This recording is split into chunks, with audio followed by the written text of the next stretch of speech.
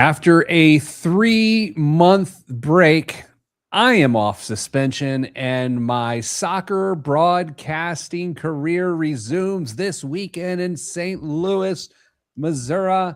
Kristen Elanius, Damian Dunn. Hello, friends. Hello. I'm going to need that link. I don't have anything planned on my schedule this weekend. I'm going to watch some Peter Dunn broadcasting. It'll be for you 4 p.m. Eastern. I'll send you a 4 p.m. Eastern link. Sit back just with some brown liquor. Just enjoy that. And then 10:50 on Sunday morning. I'll say this, Kristen. You know that the World Cup, you may know that the World Cup happened this summer. Yes.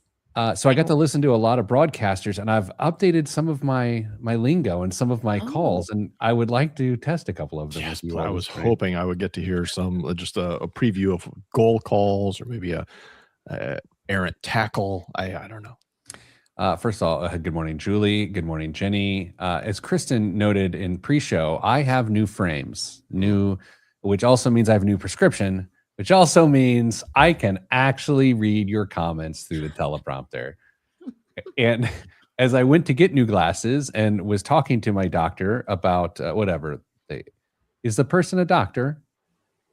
Yes. Is an optometrist a doctor? Yes. Yes. They can even prescribe stuff. So yeah, they're definitely a doctor. No, an ophthalmologist can, but can an optometrist? Yes. Yes. No one knows. I mean, that's the thing. Like we all agree. No one knows. Everyone. Okay. Yeah. I was excited for this moment to be able to see Jenny's name and to say good morning to her. I also have to admit, I went and got my eye exam after our local Indianapolis Indians all company day there, in which I had 2 beers. And so I did an eye exam with 2 beers. So does that mean that it could be off? I guess you probably just ought to walk around with 2 beers at all times, just in case your vision starts to get a little blurry. Or incredibly on. Yeah. So the main call I'm going to work on for soccer this season is when a team is consistently shooting at the goal, which I know that sounds weird to talk about, but there's a large part of 90-minute soccer games in which teams are not shooting at the goal. They're just futzing with the ball, And so what the World Cup announcers have taught me is I would say something like, and the boys are starting to ask more questions of the keeper. And I love that so much. I cannot wait to say it tomorrow, assuming they get interrogative on those folks. That's a good one. I think the funny part is there's some new soccer families on the club this year, and they don't know what's. No, you don't have to say anymore. They don't know. Yeah. John notes that an ophthalmologist is an MD, that I understand, and that futzing with the ball is a Fed chair term. Dame, I sent you and Kristen this morning just some commentary on the jobs report. Mm-hmm. Did you get what I was putting down there? Do you know what I'm saying? Yeah. Yeah. I mean, the Fed is tasked with 2 things: controlling inflation and worrying about unemployment. And well, when one goes the other way, the other one sometimes gets put on the back burner. And right now they've got a 2-front war that they're going to try and fight. So they are going to have their hands tied for a while. I'm not sure what direction they're going to go. I went right to call sheet to see what the prediction market said, and there was a wild swing this morning. So for those that don't know, the U.S. was supposed to have added about 80,000 jobs or so in July, and in turn, the report suggests we lost 23,000 jobs in July. So it's a 100,000 job swing, and now the Fed was maybe going to increase interest rates the next time around. Maybe. Probably not, but maybe. Now, no way. No way. In fact, it could get dumb. To your point, Dame, it could get dumb. And it could actually, they could find themselves lowering the interest rate. Because we all know there's somebody who really wants interest rates to get lowered. Kristen. Kristen's daughter is Maggie. Yeah, that's right. All right. Anybody else got anything fun or delightful? I mean, in 7 seconds, we're going to enter the vacuum seal that is our streaming setup. Nope. Nope, there was. Oh, there it is. All right, let's do this. Oh wait, am I back, Kristen? Your face looks skeptical. It's not totally. Not back yet. Oh, I think you might be fine now. Could we? What is the chances we could get somebody to sponsor the airlock? Ziploc, so somebody's, Tupperware. I don't know. Just Blip in broadcasting brought to you by. There's this guy at my gym that has gotten in such good shape. That's great. I know. Like, I'm skeptical. Oh. But he's younger than me, but he was in decent shape. But now he's just like freaking ripped. You mean in a world of peptides, you're not sure? So mind your own prescriptions, Peter Dunn. Yeah. I mean, so Dame, is it before I've said to him, man, you're looking good. I was like, and he's like, yeah. Thank you. But I know he didn't say anything. Thank you. How far can I push it? Like, hey man, what are you eating or not eating, or what are you injecting or not injecting? Is that inappropriate? Maybe on the diet side, I think you could go there. What's your meal plan look like? Yeah, I would meal plan. not tiptoe into the. I don't know. I think gym goers are pretty open about what peptides or replacements they take these days. Oh, that's interesting. He's a financial guy. Oh, maybe yes, not. I could relate to him with that. Quantitative easing. Are you taking steroids? Looks like these numbers aren't the only thing that's pumped up. Boy. All right. Well, let's do this. What's this show about? Financial distraction. Oh, distraction. Sorry, I got distracted.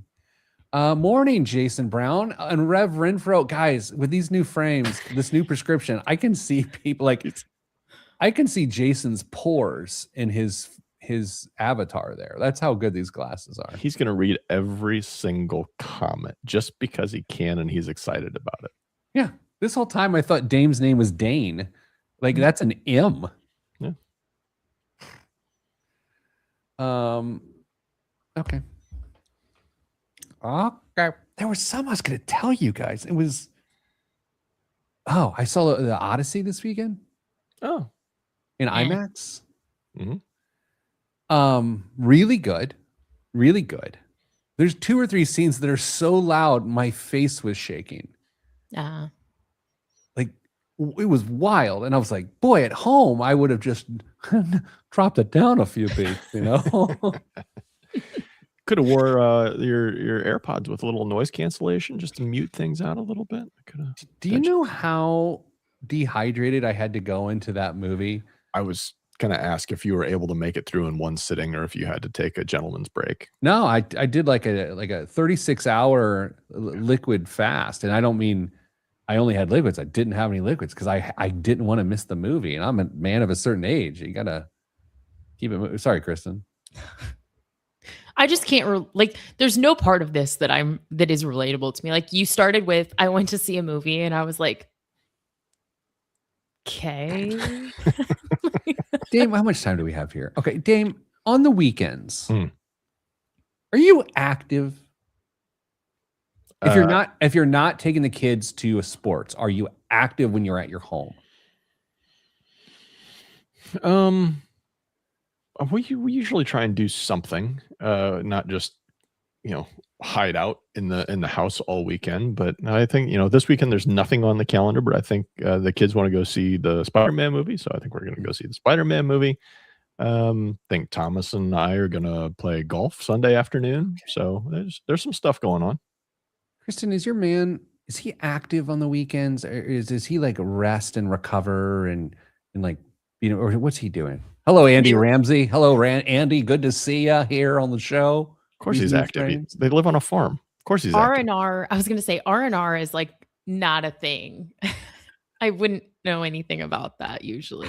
So my life partner and I had an interesting discussion the other day in which she suggests that it is bothersome to her that I sit around on the weekends in which when I'm not running my child around the Midwest and I sit.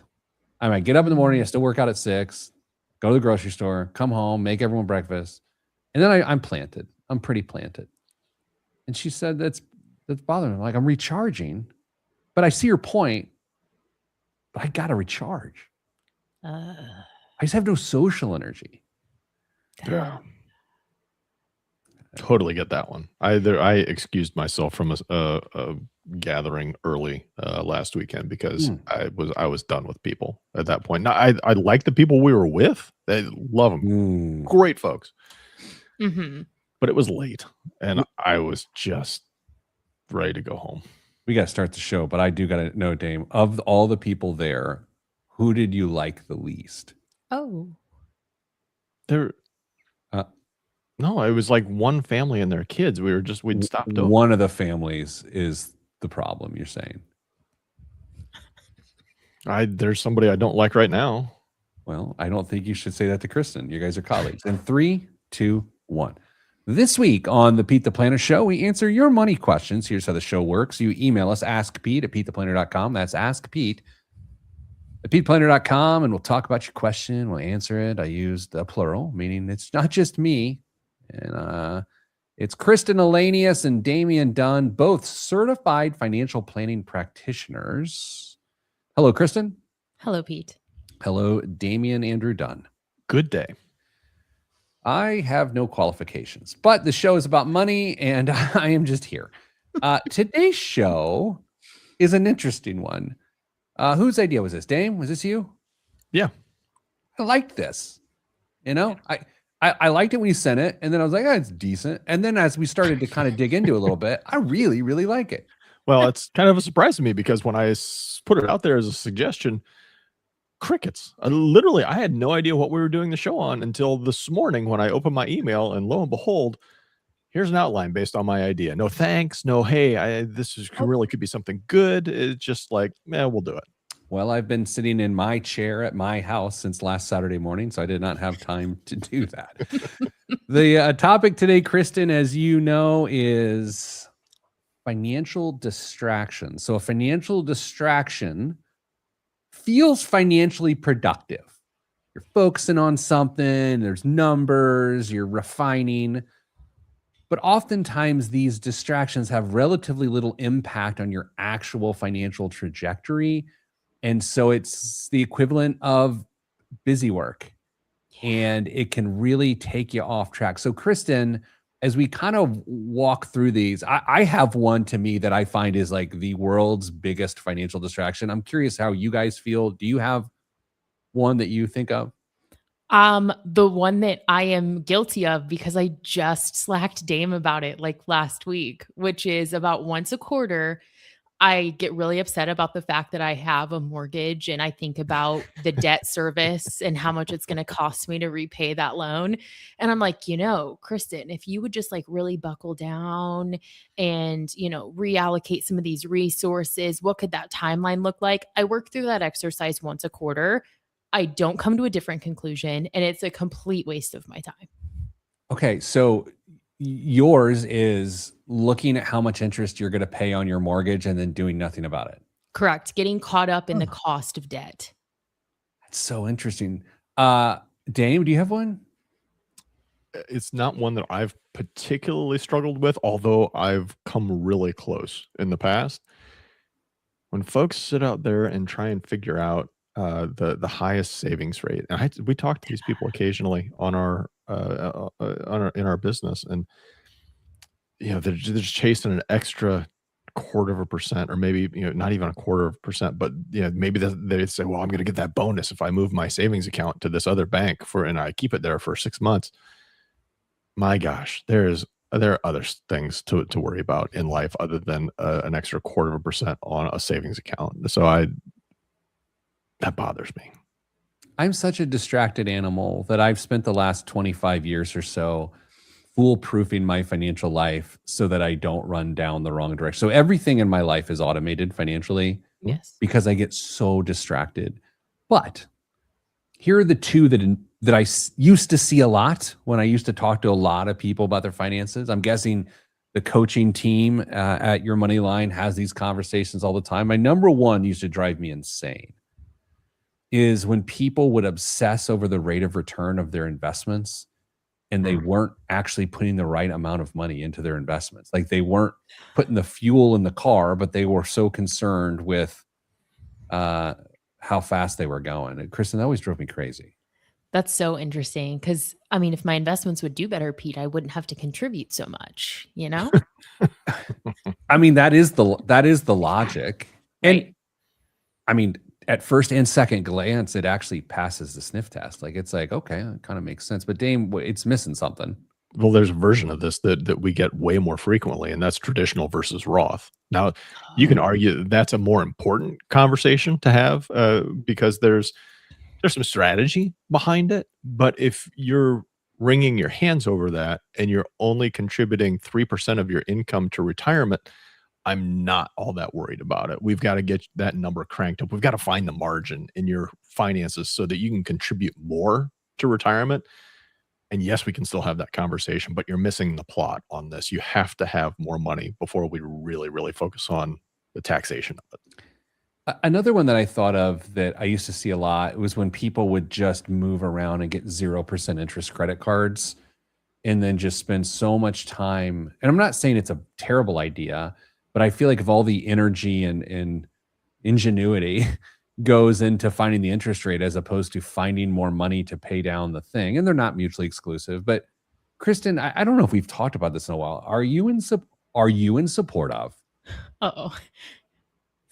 transferring a balance to a 0% introductory rate to provide some relief, or do you find it not exactly helpful?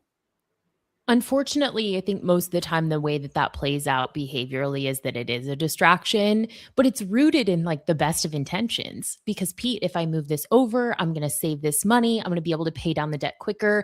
But if the time that you invested in finding that 0% offer wasn't less than the amount of time you spent trying to find the margin to pay it off, we're going to probably be right back in the same spot that we were, unfortunately. Yeah. Dame? Yeah, show me the plan. If you're going to go through the effort of moving the money to a 0% card in order to pay things off faster, show me how you're going to do it. Because if not, Kristen's exactly right. You may not even take 2 steps forward. You just may immediately go to 3 steps back in this case because you feel like you've got some breathing room at this point, and now you don't have to worry about the interest. And so, you know what? I really need to do this, and so I'm going to go do it. Since I've got 0% on this card, I'm going to go ahead and make that purchase, and it's not really going to hurt me. And I'll have this all taken care of by the time that 0% credit or 0% teaser rate is over with. Well, maybe you will, maybe you won't. If you don't have a plan, I can pretty much guarantee that you won't at that point. So if you can come to me with a plan and say, by moving to this card, it allows me to accomplish X, Y, Z, right? Let's go for it. Let's give it a shot. You know, throughout the next segment, we're going to talk about these big levers versus the little levers. And I'm not trying to ruin that segment, but I probably will. Crypto feels like a wild distraction. Alternative investing, like Thunder Kitty or whatever that guy's name was. What was that guy's name? I don't remember. A long time since we talked about him. Yeah. But like all that feels like a distraction. SpaceX feels like a distraction. Like earlier this week, before SpaceX's earnings were set to come out, it had been diving a lot. And I was like, should I grin a little? And then I didn't. And I'm glad I didn't, because after earnings, even though there was some positive news, it felt, and it's like, these are all distractions. Dame, do you think crypto's a distraction? I guess I really hadn't considered it, but it absolutely could be a distraction. If you're locked in on that, thinking that's going to be the key to your retirement success or achieving your financial goals, you might be missing some other things that are just as important, whether it's helping your immediate financial stability or even a different, more reasonable way to secure that long-term financial stability, whatever that is. But I think you could, I don't want to just bag on crypto here. I think you could easily move traditional investing into the same thing. If folks who claim to be day traders could really get tied up in something when you really are just flipping stocks and probably losing money. Well, I mean, Kristen, you could argue Robinhood itself Mhm. is a distraction. Yeah, once again, if we've not taken the time to understand the fundamentals and the basics, are we actually doing ourselves a disservice over the long term? All right, so here's what we're going to do. We're going to come back with big levers and small levers, these little levers, and some of these assertions we'll talk about on Rocket Money commercials when everyone's so obsessed and distracted by subscriptions. Does it actually really even matter? Are you being distracted from the bigger plot? You'll find out next on the Pete the Planner Show. I'm Pete the Planner. This portion of the program is brought to you by Neighbor Serve's White Glove Home Concierge service. For the last couple of years, I run my home via Neighbor Serve. It's a group of folks. It is software that knows everything about my home. It knows what appliances I have, when things have been replaced, when warranties come out, and I can actually talk to my home via their technology. It is incredibly handy and helpful. I don't have to worry about what contractors are going to come to my house and I have to vet them and get 3 quotes. I just reach out to NeighborServe, and their home concierge program gets someone to my house, it gets it fixed, and God forbid something isn't perfect, they will make sure it is perfect. So instead of wasting all your time trying to figure out who to trust, instead of going to services that have people pay so that they tell you they trust them, go to Home Concierge by NeighborServe. Go to neighborserve.com/Pete. That's neighborserve.com/Pete for a free 1 month of Home Concierge. That's neighborserve.com. All right, hi. Dame, you've got you looked bemused. Nah, it was just the way you wrapped that commercial up. I thought it was fun. Thanks. Dame, you got any good whiskey in your face recently? No, the club that I'm loosely affiliated with at this point, pay my dues, I guess, has one. It's a Doc Holliday whiskey that has like a revolver cylinder as the cap that I may buy just because of the bottle itself. I have no idea what it tastes like, but I may just buy for the packaging. Kristen, that sort of drink is good for shots. There we are. Yeah. Yeah. Kristen, what are you doing this weekend? Are you something? I get the sense that you're not sitting in a chair this weekend. You're gonna go to a 4-H event, or you're gonna buy a steer, or you're gonna make jerky. What are you doing this weekend?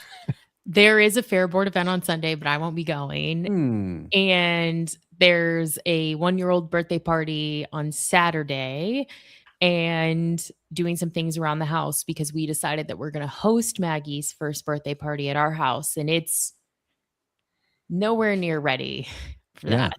So, gosh, it's a few months away, and it sounds like months of work to get that. Oh, there are not enough weekends. I mean, have you contemplated just selling the house and moving somewhere else and not having to worry about it? I actually hadn't considered that. I do think this will be my forever home. Yeah, I'm driving to Cincinnati tonight, and then I'm driving to St. Louis from Cincinnati tomorrow. That is my weekend. Wait. Wow. I know. There's a soccer match in Cincinnati tonight. FCC, the MLS Cincinnati professional soccer team, is playing Pumas from Mexico. And one of my best friends is his favorite club. So I'm going with his family. We're going with his family and just enjoying some good international soccer tonight. Well, that'd be fun for you. Yeah. Then we're going to drive 5.5 hours on Saturday morning to kick a ball in a heat wave. Does Cincinnati have a dedicated pitch, or do they play? TQL Stadium. It's very nice. Nice. Yeah. All right. Well, that's fun. Let's do this. Let's continue the show in 3, 2, 1. Back on the Pete the Planner Show, talking financial distractions. Hey guys, as we get into this, I want to be as self-aware as we can here.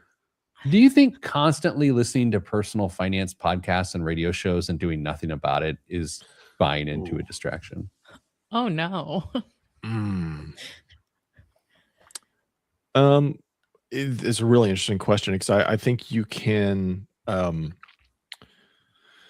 distract yourself by saying, "Well, I'm not as bad as the people that are calling into the show, so I'm not going to worry about it. Well, I don't need to take any action on my own stuff." But on the other hand, you might find that connection. It's like that's exactly what I'm struggling with, and here's how they. I don't know. I don't know if there's a good answer to that Yeah. particular question. Okay, well let's shift the lens. Kristen, is there a group of I don't media that you consume, podcast, TikTok on a certain topic that informs you, then you don't do boo about? Yes. Yes, but I would like to think that for the most part I'm doing okay because I do watch other personal finance content and I would Yeah. hope that I'm doing okay. So I feel like that is okay, right?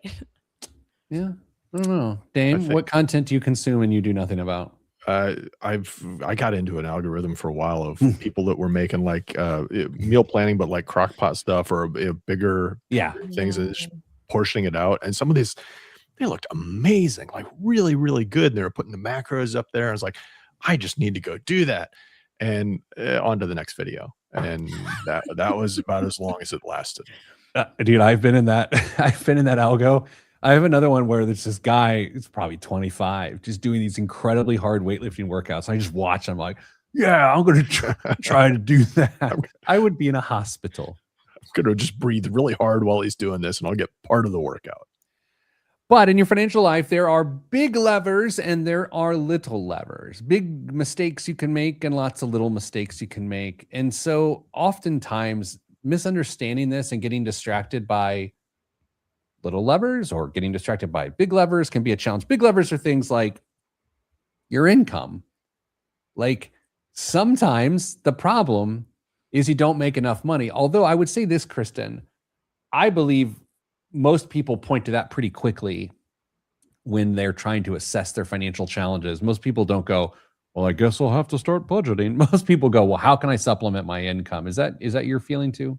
I think that that's true. I think it's our collective narrative and it's so hard because it doesn't statements like that don't tend to allow for the reality that two things can be true is that you might need a little bit more but also could you be doing better when it comes to your spending? It's not mutually exclusive. Dame, how much do you think, let's getting on to a couple other big levers, people refuse to acknowledge that the housing decision they made or the transportation decision that they're constantly re-upping on every month, that is the problem and it's not a bunch of other stuff? I think that's a real common one, and I think it's easy to ignore those because you figure you've gotta have these things in your life. You've gotta have a roof over your head. You gotta have a way to get to work, and therefore, I've got it, and I can't get out of something like this right now, so I'm just gonna have to deal with it, is the mindset that a lot of us will have to work through, when in reality, man, it might be the key to really getting the ship pointed in the right direction on that. So the bigger decisions are usually the toughest to change, but yield the best results. Yeah, but I have yes, 100%. I have so much empathy though for someone who doesn't want to change one of those things Sure. because you guys, what a pain in the neck. Yes. What a pain in the neck is it to get different transportation or to change your housing situation? I'm not saying it still isn't good medicine, but I do understand the procrastination or the distraction that might surround those decisions for sure. Let's talk about personal finance content creation here for a second, because I think where this gets interesting is, are content creators, personal finance influencers, are they actually having you focus on the right things or are they having you focus on distractions? Because the little levers, things like getting coffee every day or tiny little subscriptions or credit score optimization, all these life hacks, finally finding marginally better yields and constantly tweaking investments, all these things that are clever, like most of those are distractions and they actually don't really help you in the end. That is my assertion. Kristen, you live in the world of influencer content creation. What do you think? No. But I what's so hard for me is if I'm thinking through the lens as a practitioner and I'm sitting one-to-one versus I'm trying to speak to someone through a screen like we are today. How do I get someone that quick win that helps them feel motivated, helps them feel like moving the needle on their financial life is something that they can accomplish? This isn't going to be as bad as you thought it was. And that's where those, hey, where's a subscription that you could just like, you're done. It's so easy. You go on your phone after this meeting and you cut one out of your life. I think that where sometimes content for the masses falls flat is then you don't get that prescriptive follow-up where it's like, okay, great job, Pete. Now let's work on something that's a little more difficult, that's a little more specific to your situation. It's really hard to do that in mass when we're talking about content. I think it's really easy when we're talking about small levers, though, that if we do what you're suggesting, Kristen, after we watch that video, we have that meeting and we go and we find that small thing that we're going to eliminate, whether it's a subscription or a behavior change, whatever that is, if it's small enough, we don't capture the win. We'll go and spend it somewhere else. We'll figure that out because it's only $15 a month. I mean, what difference is that really going to make anyway? I'm just going to use this in a way that benefits me a little bit better. I enjoy this $15 a little bit more.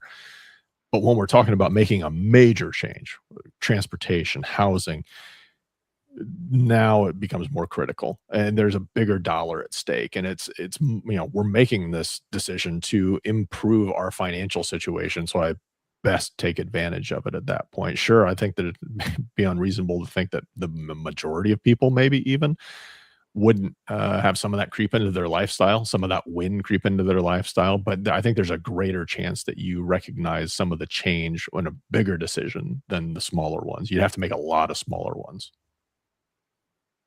I'm always thinking metaphorically. I'm thinking about when people are trying to, I'll say lose weight, but I kind of mean get physically fit, right? Okay. I don't actually, the pounds don't particularly matter.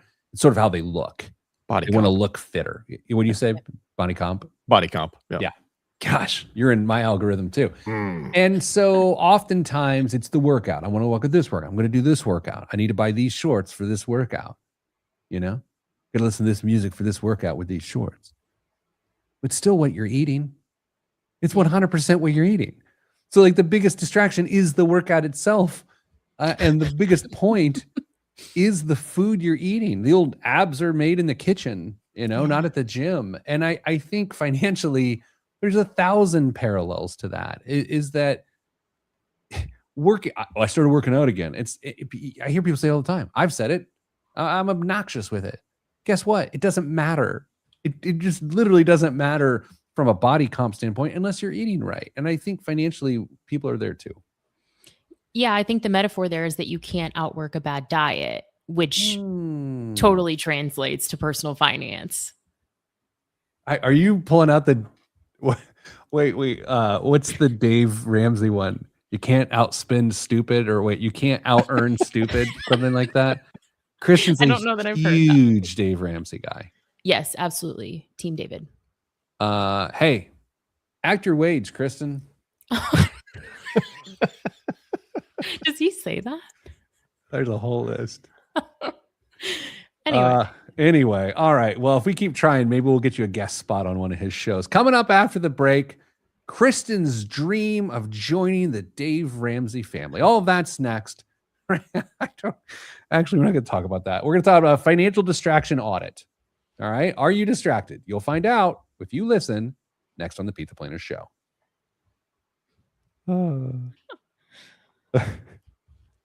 That last YouTube comment hurts. Okay, we got to talk about this.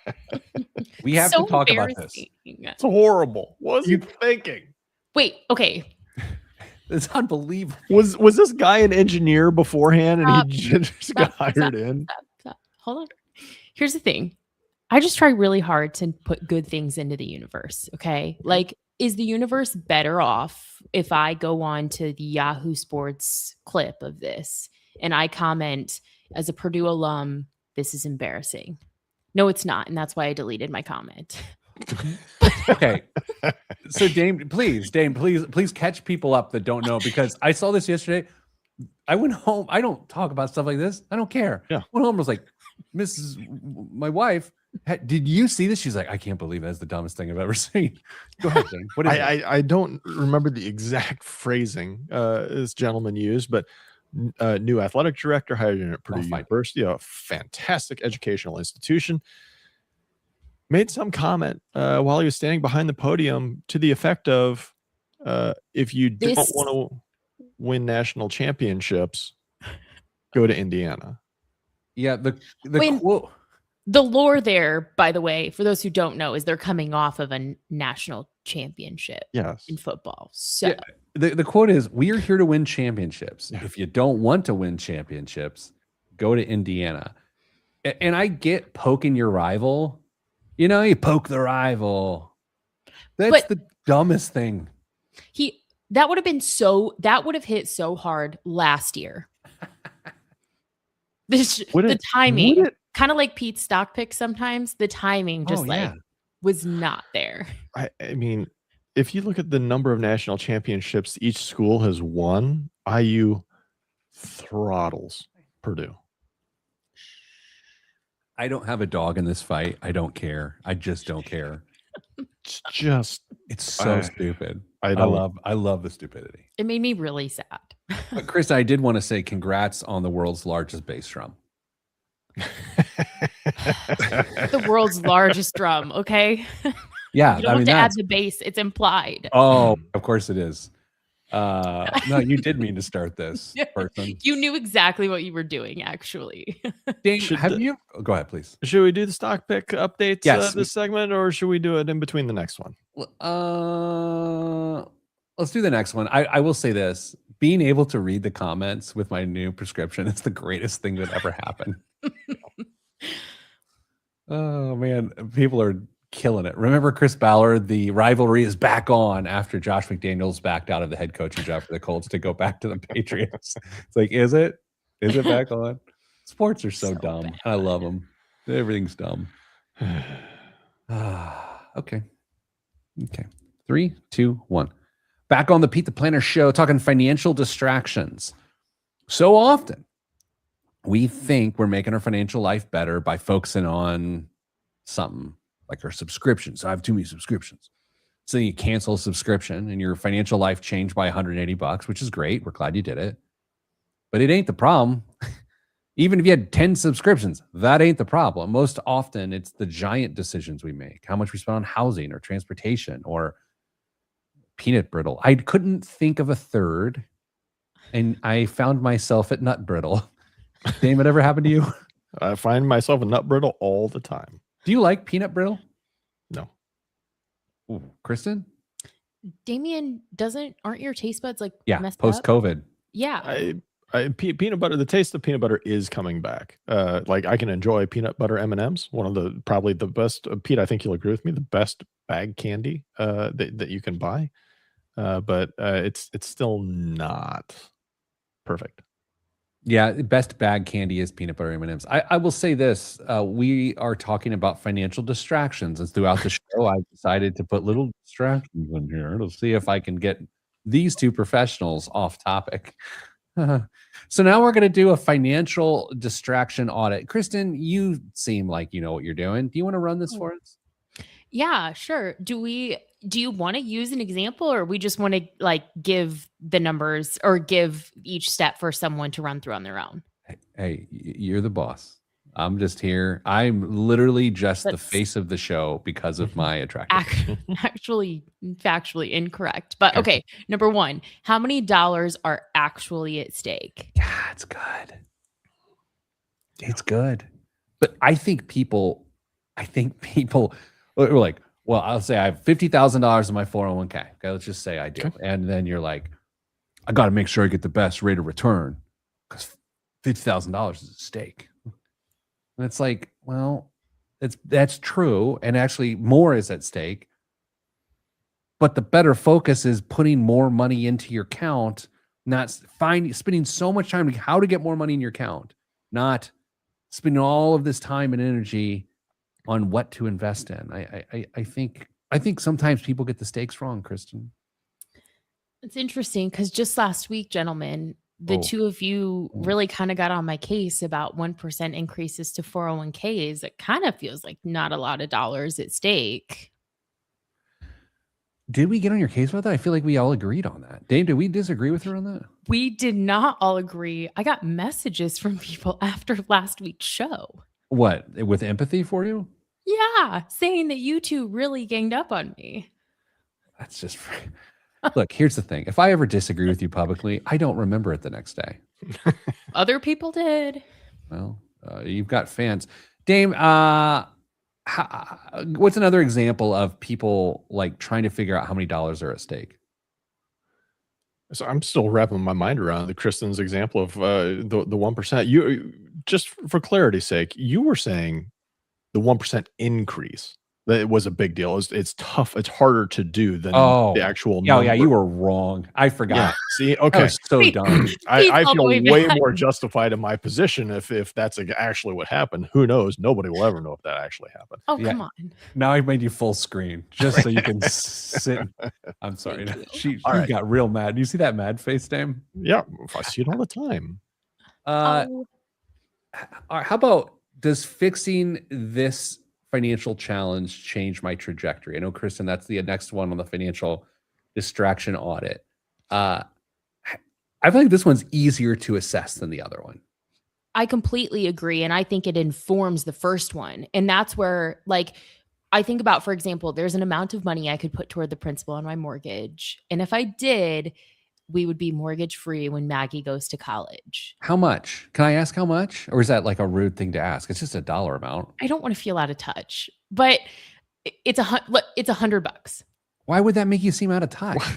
Well, because $100 can be a lot, but it's $100. And if I would allocate this to my mortgage, we could be mortgage free if we were still in this house.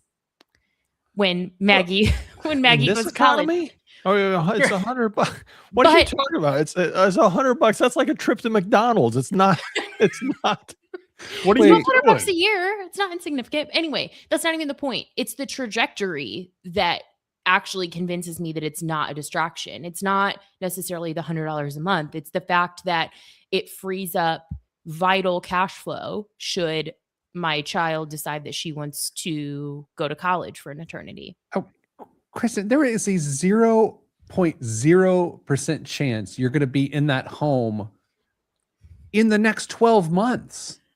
Anyway. You might as well put that in her 529 and call it a day. Yeah, but we're already contributing to her 529. This is where it's a distraction. Contribute more. Okay, well, let's get to the third question in the financial distraction audit. And Kristen, this is the hardest one for people to face because it calls into question judgment and behavior and discipline and all sorts of other things. So go ahead and hit everyone over the head with it because you're the villain of the show. Thanks. Thank you so much. Am I focusing on this because the bigger decision is harder? Yeah, absolutely. Almost every single time.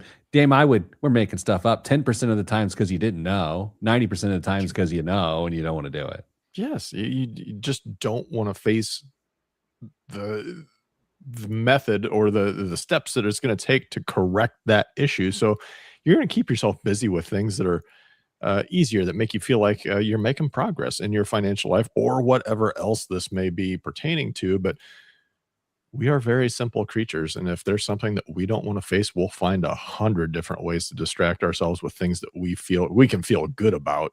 That we can say, hey, look, I took care of this, and this today. Did I actually take care of a problem, a big problem? No, but I fixed some other stuff, and I feel like that might have changed my trajectory enough to justify ignoring the other thing. Dave, do you remember when you figured, you're an old guy, right? Yes. Do you remember when you found out that like a handful of nuts ain't a good snack? Yeah, that's horrible. I mean, do you remember when you found out that that's like a really unhealthy thing? It's just to eat a bunch of nuts. Yeah, it was a Tuesday. It was horrible. And okay, so let's say you were eating a handful of nuts. You're a big nut guy, and then you find that out. I'm still slamming nuts, y'all. I'm still I'm like, okay, yeah, but I need some nuts. What's a guy gonna do? I want some cashews. Give me some cashews. Yeah. Kristen, I'm glad I didn't bring you into that. Appreciate But there's all sorts of things that like, okay, you didn't know. I didn't know. Yeah. And now you know. And I was talking about this 30 times yesterday. It came up in like every conversation because I made it come up. Hey guys, smoking's going to give you cancer and it's going to kill you. We all know. Yeah. But the number of people still do it. And they're all nurses. Oh, damn. Go ahead, Kristen. You had a financial point. I actually fully did not have a financial point, unfortunately. I love that we did a show about distractions, and the entire show, in its entire point of view in the world for 20 years or whatever it is just it. Do you remember the comments we used to get on the show? People bad on like Apple Podcasts. You'd be like, "Why don't you guys talk about money?" It's like, yeah. Quiet. You don't understand the show. You don't get it. All right. So here's our ask of you. Just try to be honest with yourself. Like if you're fixated on cutting back this or that, and like, oh, don't get me wrong. I love the fact that we try to cut coupons, and I love the fact that we try to stay under X number of dollars for a week at the grocery store. I think it's brilliant. Like you should do it, but it's that bring that same energy to the big decisions. Because the big decisions are the ones that really matter. I we talk about on the show all the time. Housing is the perfect example of people make so many terrible financial decisions around housing that the home you live in itself is the financial distraction. Yeah, you're like, oh, I need to fix my life. Yeah, get out of the house and sleep in a tent in the woods. That's not it. All right, coming up after the break, I got carried away, guys, and I've biggest waste of money of the week and the news right here on the Pete the Planner Show. I'm Pete the Planner. I got carried away. It happens. Distracted. Dame, when you were a kid and you would go around the holidays to like family's house, was there a bowl of nuts in their shells, and then you had the nutcracker, and then you just, it was like a free for all, just nut cracking all night long as a kid? Yes, not always, but I do remember that. And unfortunately, they were a lot of time like horrible nuts. I mean, you just they're not salted because they're just like raw nuts. So I mean, the fun was in the shelling itself, not the consuming of said nuts. So it was just, it lost its luster pretty quick. Kristen, I'll bring you in here. Here's the thing. We joke about like, you guys are so old, ha ha ha. There really isn't like that much of a gap. There really isn't. In the grand scheme of things, there is not. But then sometimes you guys have conversations like that. And I'm like, what are you talking about? You missed out. That's all I can say. Okay. You totally missed out. So it's a holiday. You're at your Aunt Helen's house. Okay. Got it. There's a bowl of nuts, and it's like a walnut and pecans and pistachios and cashews, Brazil nuts. Okay. And then there's a cracker, like a nutcracker, not the soldier that's jumping down and then doing ballet. I'm talking just like a little right, Dame? Yeah, I mean, we had both at some of these things, but but $100 is not a lot of money. Yeah, hey, the nutcracker, it kind of looks like nunchucks, just with no chain in between, just a little. And so, Kristen, as your adults in your family are just getting splammied on eggnog, you and your cousins are just there cracking nuts, like cutting yourself on the sharp nut shells. Then you try to eat the nut, but then some of the shells in it, and it cuts your throat, and you have like intestinal lacerations for a couple weeks, and they're not flavored. And then like the uncles buy two of the young cousins boxing gloves, and then they fight, and then grandma cries. Anyway, Pete, did you ever bite into a walnut and not know what you were getting yourself into as a kid? Oh, yeah. I mean, I'll tell you my biggest pet peeve in life, other than arguably war, is people who are like, my favorite ice cream's black walnut ice cream. It's like, no, it's not. Shut your lips. That's the dumbest thing anyone can have said. I love black walnut. No, you don't. It's the worst. It's the worst thing in the world, Dame. Sorry about your taste buds, man. I don't know what happened to them, but at some point they were defective and you should get a refund. Wait a second. Are you black walnut ice cream guy? No. I'm saying that's what I tell people who enjoy black walnut. That's just horrible. His life just flashed before his eyes. Oh my God. Dame, I was like, this ain't going to work, No. Queen. No. Kristen, I know we're old, but yeah, black walnut ice cream. I didn't even know that was a thing. How long have you been on Earth? Hang out in the freezer section once in a while. Look for guys that look like me, and then just go, I see you're on a black walnut. Oh, sorry, sir. I'll go to the back and see if there's any more. You guys, we missed the stock picks again. Oh, yeah. No, we're not doing during the segment. We're going to do them in between. Yeah, in between. Yeah, but we just spent 6 minutes talking about your ice cream preferences. So? Oh, what do you got, a date? What do you got? I have to work today. Oh, you are. Yeah. Stock pick challenge. Pete, you picked a company called Vertiv. Nobody knows what it does. Do you know what Vertiv does? Absolutely. Awesome. Well, you're the person. You're up 61% year to date with Vertiv. Let's go. Kristen, you picked Diamondback Energy for your winner. You're up 23%. Good for year to me. date. Not bad. I picked Palantir with a war going on. I figured it was a shoe-in. I'm down 6% for the year. Wow. And that's because they've come way back. it's way better than it was. Yeah, it really has. Losers for the year. Pete, you picked Rivian, electric car maker, down 18.8% for the year. Pete. I picked Peloton, down 8.8% for the year. Oh, no. Kristen, you Mine's picked up. CarMax. Are they up? CarMax is up 51% for the year. You'll have Guys, that. I'm a genius. 51%. S&P 500 picks. Pete, you went with 22. I went with 15. Kristen, 7%. So far, year to date, 12.5% for the S&P 500. 12.5%. That 15 is you know what? I'm okay with 15. Yeah, that's the best pick there. Yeah. Okay, let's do the show. Gosh, this is my best year ever at this. Truly. Oh my gosh, it's great. In 3, 2, 1.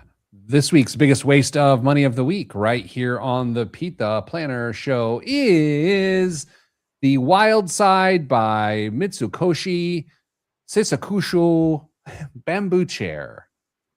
Charlotte Perriand, the French modernist who co-designed some of the 20th century's most recognizable furniture alongside Le Corbusier, is said to have drawn inspiration from Umonji Kirikoro's 1937 bamboo chair. Kirikoro designed the piece while working in Mitsukoshi's furniture studio, the same operation known as Mitsukoshi Seisakusho. Wildside Yoshi Yamamoto. I can't, I'm sorry. You were on a roll there. That was great. He actually has fully lost it. Yeah, he might not come back from that one. Oh my gosh, that was great. So I was in it, and then I had to bail. Anyway, it's an all-black finish for its first collaboration with the studio, keeping the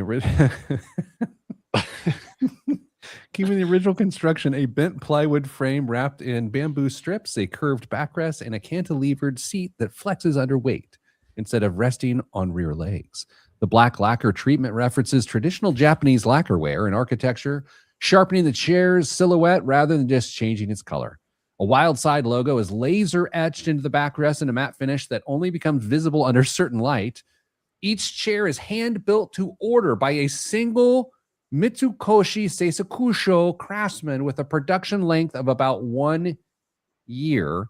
What? And a half.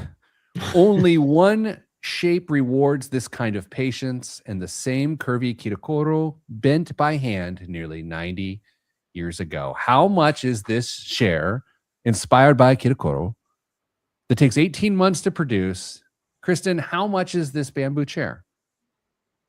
I do not know.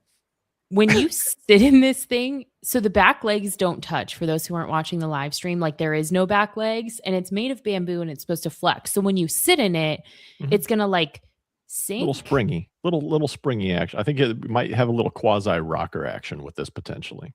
Interesting. So if you have children in your home, they're definitely going to break They're gonna die. that. Yeah. Okay, this chair is one person has to spend 18 months on this thing. This chair is $125,000. I thought you said $125. I was going to say you are insane. I thought this was an aluminum chair when the picture came up. If you're listening to this on the radio, sorry, go check us out on the live stream. When you said it was bamboo and plywood, it immediately grabbed my attention. I love the look of this thing, and there's no way I'm ever going to be able to afford it. It is $75,000. It's a bargain, guys. We might get him for the show. $6,980. What? Send me one. Send me two. All right, as long as you're paying. Well, the donkey budget is freed up now. It is not. Okay, sorry. Kristen, please ask Dame what's in the news this week.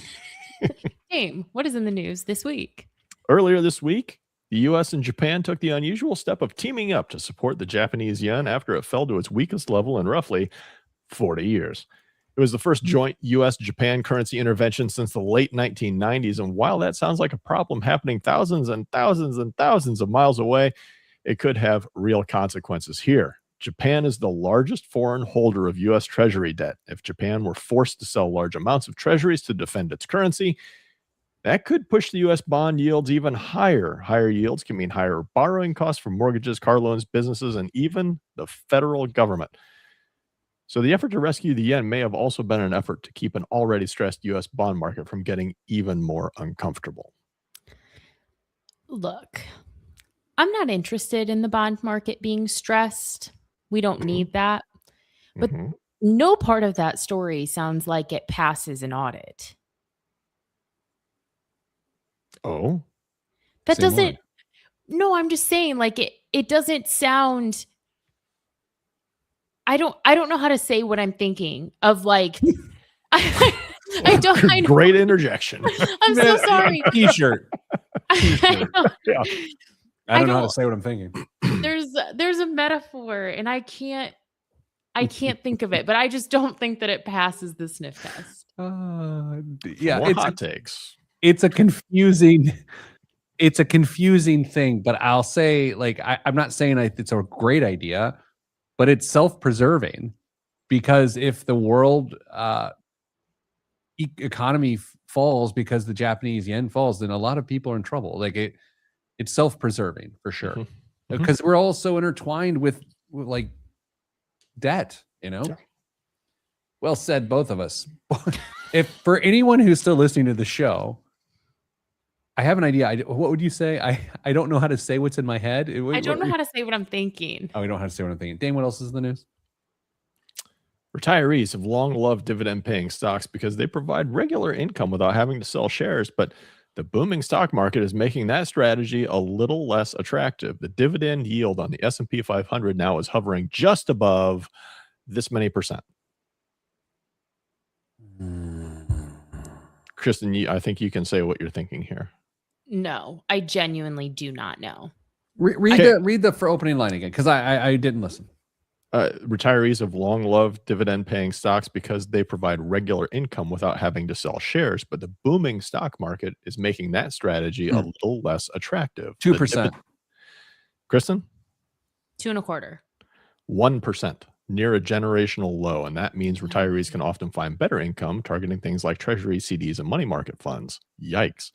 It's also a good reminder that dividends aren't free money. When a company pays one, that money comes out of the value of the business. So rather than building a portfolio around the biggest dividend checks, financial planners say retirees may be better served focusing on total return, including growth, dividends, taxes, and fees. Pete, is the dividend approach drawing to a close? Are we looking at more encompassing portfolios going forward?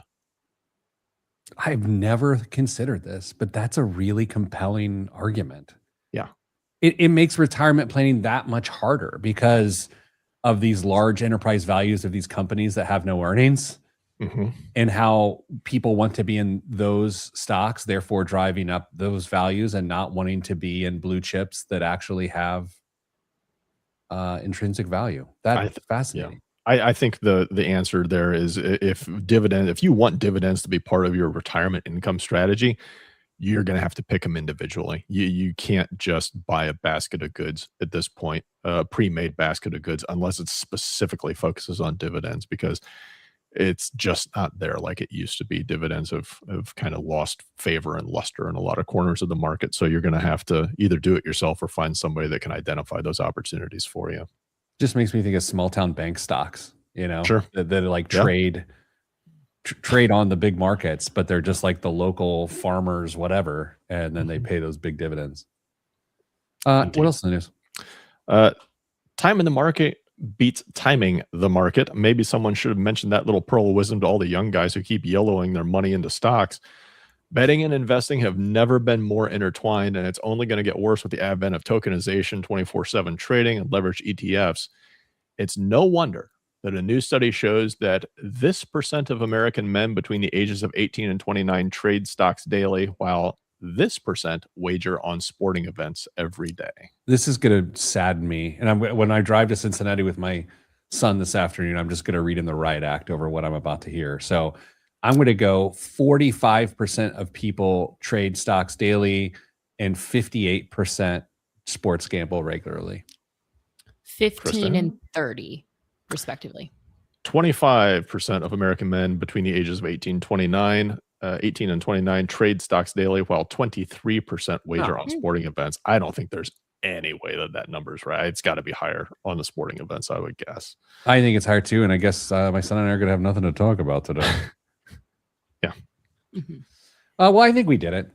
I think this show, we did it. It's about financial distractions I'd put a hat on this show. I was doing distractions as we were teaching you about distractions, because that's the sort of level 4D chess we play on this program. If you want to learn more, go find the Pete the Planner podcast and listen to us. Send you good vibes, because good vibes are all that's in the budget. I'm Pete the Planner, and this is the Pete the Planner show. Look at that. Well, would you look at that? Would you look at that? I lost it on that second. That was great. It was so good, though. I was flying. Yeah, you were like in a flow state, and then it was like, you guys, when you're presenting sometimes, or you're reading something out loud, and in your brain you think, I'm really doing a good job. Yeah, and then that breaks. Yeah. That's exactly what happened. I was like, I can't believe I just said Mutsukushi Seisakosho. Yeah. All right, Yoji Yamamoto. Sayonara. I don't know. I'm sorry. Hey, everyone. Stay getting